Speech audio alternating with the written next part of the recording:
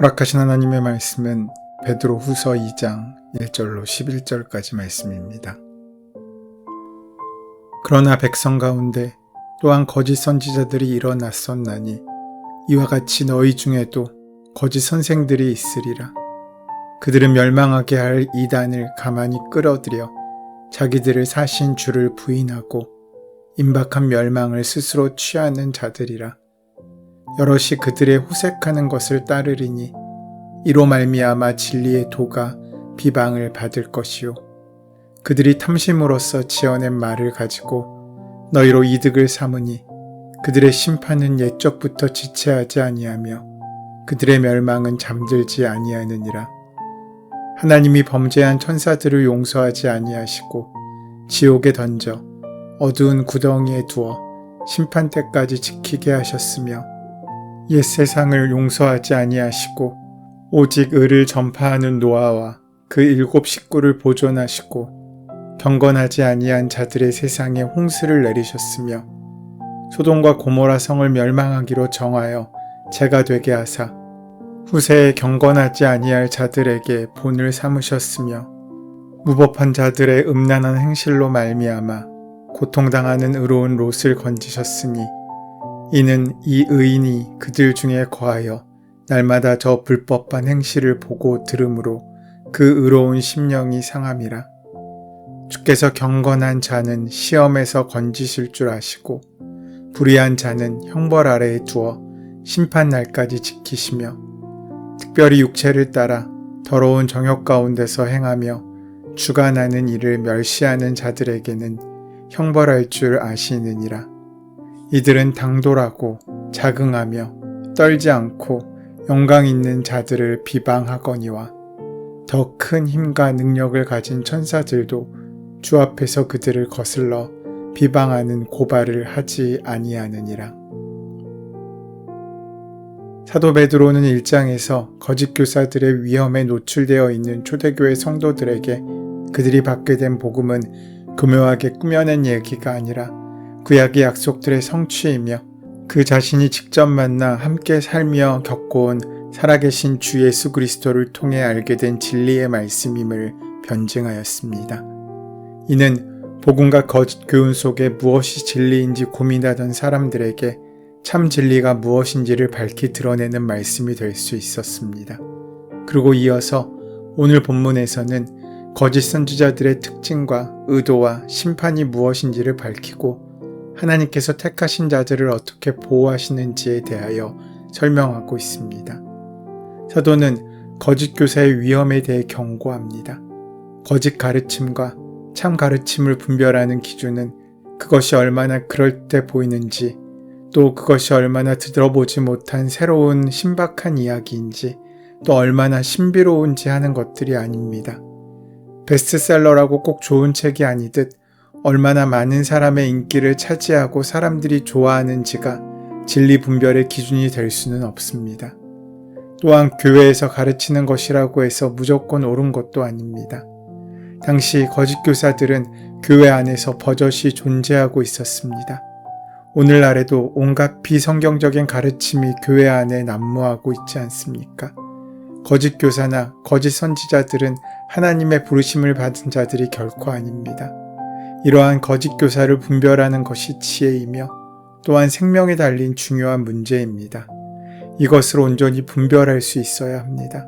오늘 본문에서 베드로는 거짓 선지자와 거짓 선생들의 특징을 설명해 주고 있습니다. 그들은 이단을 가만히 끌어들였다고 합니다. 여기서 이단이라는 단어는 복음에 반하는 잘못된 교리를 퍼뜨리는 사람들의 생각과 말을 표현하고 있습니다. 그런데 이런 잘못된 이단의 말을 전하는 사람들을 가만히 끌어들였다고 본문은 말하고 있습니다. 이 의미는 그들을 몰래 끌어들였다는 것을 알려주고 있습니다.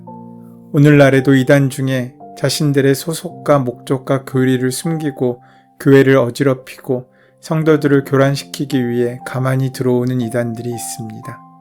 그래서 우리는 일반적인 성도의 교제를 넘어서 내가 듣지 못했던 교리 혹은 다른 곳에서의 성경 공부를 권하는 자들이 있다면 반드시 그들을 경계하고 권위자에게 그 사실을 알려서 권면을 받아야 합니다. 이단에 빠져나오지 못하여 상담하는 분들이 하시는 말씀 중에 그 사람이 내게 그럴 줄은 몰랐다는 이야기와 내가 분별할 수 있을 줄 알았다는 말씀들이 많습니다. 그러나 가만히 들어온 혹은 신뢰를 쌓아두고 모르게 접근하는 이단을 분별하고 그들을 구별해내는 것은 쉽지 않습니다. 그러하기에 이상한 낌새가 있다면 즉시 그러한 가르침에서 한 발짝 물러서서 말씀이 우리에게 어떻게 이야기하고 있으신지 또한 권위자에게 어떻게 해석해야 될지를 상담하는 것이 필요합니다. 그것이 바로 나를 지키고 내가 속한 교회 공동체를 지키는 방패가 될 수 있습니다. 그 당시 그들이 끌어들인 이단은 예수 그리스도의 주되심을 부인하고 스스로 멸망을 취하는 자들이었습니다. 이는 그 사상에 물들 경우 신앙의 길을 떠나게 될 위험한 교리들이었음을 알려줍니다. 또한 그 가르침을 따르는 이들은 호색하는 것을 따르게 된다고 본문은 말하고 있습니다. 여기서 호색은 잘못된 성적인 도착을 표현하는 단어입니다. 그렇듯 우리가 본능과 쾌락을 따라서 우리를 잘못된 죄악의 길로 인도하는 바로 그러한 모습을 보여주고 있는 것입니다. 그렇다면 왜 그들이 이런 잘못된 삶을 살아가는 것입니까? 그것은 그들의 종말론이 왜곡되었기 때문입니다. 그들은 그리스도를 부인하고 그리스도의 재림이 없을 것이라고 생각하고 있었기에 그들의 도덕적인 방종은 당연한 결과일 수밖에 없습니다. 인간의 타락한 본성은 하나님의 심판에 대한 두려움이 없이는 잘못된 순간적 쾌락과 욕망을 이겨낼 도덕적 의지가 약하기 때문입니다. 죄 앞에 서보면 우리가 얼마나 약한 존재인지 우리는 비로소 깨닫습니다. 우리는 모든 죄를 이길 수 있고 그 죄에서 무찔러 싸워 맞설 수 있을 거라고 생각합니다. 하지만 죄 앞에 설 때 우리는 작은 죄 하나도 어쩔 수 없는 지극히 연약한 자임을 인식하고 인정합니다. 그래서 참된 믿음은 바로 그 자리에서 우리가 죄인임을 인정하고 주님께 도우심을 구하며 그리스도의 보혈과 구원의 은혜를 온전히 찾을 때 가능해질 수 있는 것입니다. 문제는 이러한 호색에서 말미암아 교회 공동체가 비방을 받게 되었다는 것입니다. 실제로 이단 공동체가 행하는 비도덕적인 일과 또 교회 안에 일어나고 있는 도덕적으로 비난받을 사건들과 사고들 때문에 기독교 전체가 비방을 받거나 오해를 사는 일들은 지금도 일어나고 있지 않습니까? 그렇다면 우리가 이런 것들을 어떻게 해명할 수 있겠습니까? 그것은 쉽지 않은 일입니다. 외부의 시선으로 보면 다 같은 기독교이고 다 같은 교회라고 생각하기 때문입니다. 그렇다면 우리는 어떻게 해야 합니까? 그것이 잘못되었다고 우리는 그렇지 않다고 목소리 높여 항변한다고 해서 세상 사람들이 설득되는 것일 수 없습니다. 그럴 때 우리는 거짓이 아닌 진리에 오히려 더 집중해야 합니다. 우리의 삶을 통하여 참된 교회의 모습이 무엇인지, 그리스도의 사랑이 무엇인지, 참된 신자가 어떤 사람인지를 드러낼 수 있어야 한다는 것입니다. 우리는 그들과 다르다거나 그런 이들은 소수의 사람들일 뿐이라고 군색한 변명하는 것이 아니라 더 복음에 합당한 삶을 살아감으로써 참 기독교, 참 복음의 능력이 무엇인지를 보여줄 때 세상은 그들이 가졌던 오해를 스스로 거두어들이게 될 수 있을 것입니다. 또한 거짓 교사들의 또 다른 특징은 지어낸 말을 한다는 것입니다. 교묘히 만든 교리나 이야기로 사람들을 현혹합니다. 실제로 이단들의 교리를 살펴보면 우리의 눈길을 끌만한 세상에서 사람들이 군침을 흘릴 만한 많은 좋은 것들로 가득 차 있습니다. 하지만 그것은 그저 허상이고 껍데기일 뿐입니다. 그들의 목적은 우리의 가진 것을 빼앗는 일입니다. 우리가 가진 물질뿐만 아니라 우리의 영혼까지 빼앗는 것이 그들의 목표인 것입니다. 그들은 양떼를 위해 목숨을 바치는 참된 목자가 아닌 오히려 양떼를 통하여 이득을 취하려고 하는 사꾼 목자 같은 사람들입니다. 그래서 가머니설로 사람들을 현혹하여 그들의 가진 것을 빼앗아 자신의 욕심을 채우려고 합니다.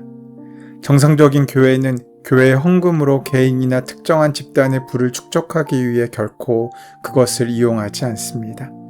만약 어떤 종교 집단이 사익을 위해 물질을 빼돌리거나 이용하고 있다면 그 교리가 아무리 그럴듯해 보여도 결국 탐심을 위해 사람들을 이용하는 것임을 우리는 기억해야 합니다.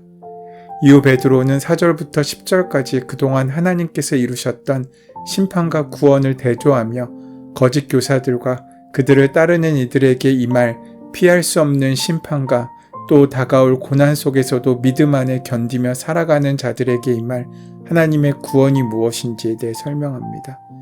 첫 번째로 심판은 천사들에게 임한 하나님의 심판입니다.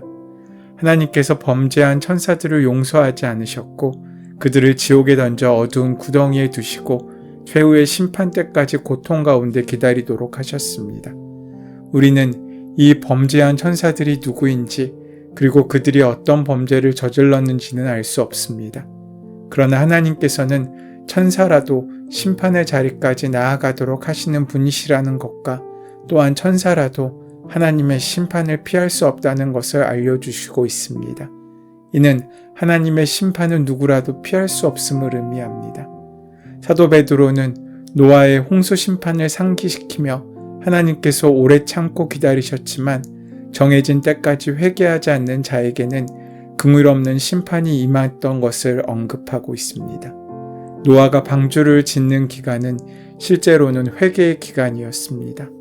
특히 산에다 방주를 지은 것은 모든 사람들이 결국 임할 심판을 준비하는 노아의 모습을 통하여 그 경고의 메시지를 받아들여 회개하도록 기회를 주신 것입니다.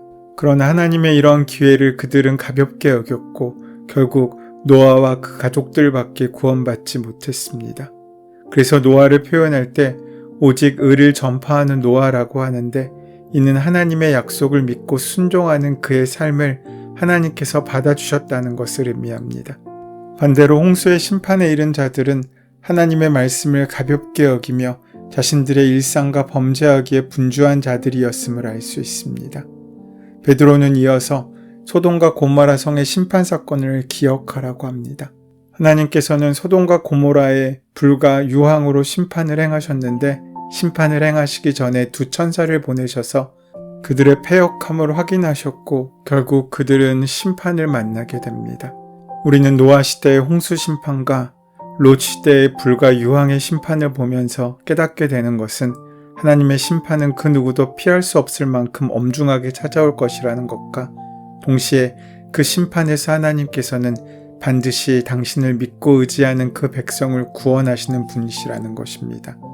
그러므로 우리가 기억할 것은 세상의 심판과 두려운 날이 찾아오더라도 하나님께서 그 자녀된 우리는 반드시 구원의 은혜를 베풀어 주실 거라는 사실입니다. 심판당한 소돔 땅에는 사실 롯이 거하고 있었습니다. 그는 믿음으로 자랑할 것이 없는 그저 평범한 사람이었습니다. 범죄에 눈 감고 비겁하게 그 삶을 지탱해온 사람이라고도 할 수 있습니다. 하나님을 왕으로 삼지 않고 살아가는 무법한 세상 가운데 하나님의 사람으로 그저 소극적으로 그 자리를 지키고 있던 사람이었지만 하나님께서는 그러한 롯도 결코 포기하지 않으시고 그를 구원하셨습니다. 이것이 오늘 우리에게 은혜입니다. 무법한 세상 가운데 믿음으로 살려고 애쓰고 노력하지만 우리의 연약함으로 말미암아 좌절하고 넘어져 있더라도 주님께서는 그런 마음을 기억하시고 우리를 찾아오셔서 우리를 구원으로 이끄신다는 것입니다. 오늘 말씀을 통해 하나님께서는 두 가지 메시지를 우리에게 주십니다. 먼저는 심판의 엄밀함이며 두 번째로는 구원의 확실함입니다. 심판의 엄밀함이란 하나님이 주신 회개의 기회와 때를 농담으로 여기며 헛되이 받는 자에게는 누구라도 피할 수 없는 심판이 임할 것이라는 경고입니다.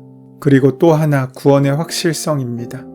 그것은 아무리 엄밀한 심판이 다가올지라도 하나님께서 택하시고 자녀 삼으신 그 백성은 마치 노아를 방주에 보존하셨듯이 롯과 두 딸을 불과 유황에서 대피시키신 것처럼 보존하시고 심판을 면하도록 하실 것이라는 것입니다. 우리는 말세의 시대를 살아가고 있습니다. 이 시대에는 여전히 거짓 선지자들처럼 여러 이단들이 자신들의 탐욕을 채워줄 먹잇감을 노리고 있습니다. 또한 노아의 시대처럼 사람들의 죄악은 점점 더 가득하여 하나님의 심판의 저울을 채워가고 있습니다. 이럴 때 우리의 믿음이 더욱더 간절히 필요합니다. 하나님의 살아계심을 온전히 믿고 주님의 약속을 기억하며 이 땅 가운데 천국의 삶을 살아가는 귀한 은혜가 함께 하시게 되기를 간절히 소원하며 축원합니다. 은혜의 주님, 나약하고 보잘것없는 우리들을 주님의 자녀로 삼아주시고 우리를 의롭게 여겨주시니 감사합니다. 오늘도 우리를 불쌍히 여겨주시고 주님의 은혜를 허락하여 주시옵소서. 예수님의 이름으로 기도드립니다. 아멘. 이제 오늘 이 아침 우리에게 허락하신 본문의 말씀이 오늘 나에게 주시는 하나님의 음성으로 만나질 수 있도록 본문의 말씀을 깊이 묵상하시고 함께 기도하는 시간 가지도록 하겠습니다. 함께 기도합니다.